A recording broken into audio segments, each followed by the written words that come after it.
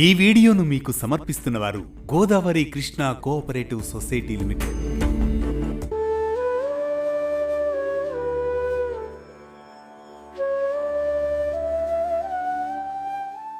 ధనుర్మాసం శ్రీ మహావిష్ణువుకు ఎంతో ప్రీతికరమైన మాసం. ఈ మాసంలో శ్రీవ్రతం చేయడం వల్ల లక్ష్మీదేవి శ్రీ మహావిష్ణువు అనుగ్రహంతో పాటు సకల దరిద్రాలు దూరమవుతాయని నమ్మకం.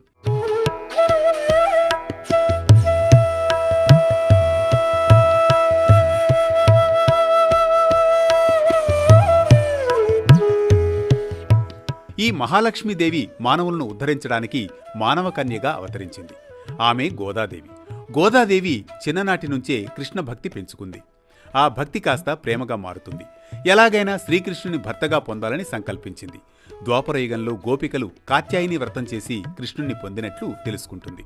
తాను కూడా అలాగే శ్రీవ్రతం చేయాలని సంకల్పించి ధనుర్మాసంలో 30 రోజులు ఈ వ్రతాన్ని ఆచరిస్తుంది.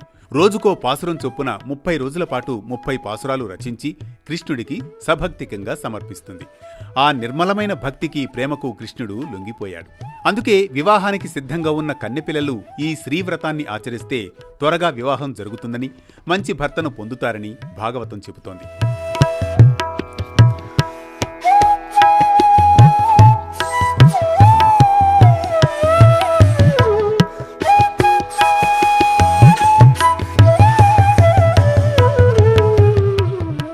ధనుర్మాసంలో శ్రీవ్రతాన్ని ఆచరించేవారు గోదాదేవి, శ్రీకృష్ణుణ్ణి కాని రంగనాయక స్వామిని కాని తెల్లవారుజామున పూజించాలి.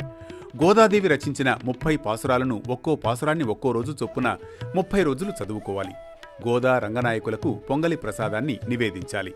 ఈ మాసమంతా ఒంటిపూట భోజనం, చన్నీటి స్నానం ఆచరించడం ఉత్తమం. మనసు, బుద్ధి, వాక్కులను పరిశుద్ధంగా ఉంచుకోవాలి.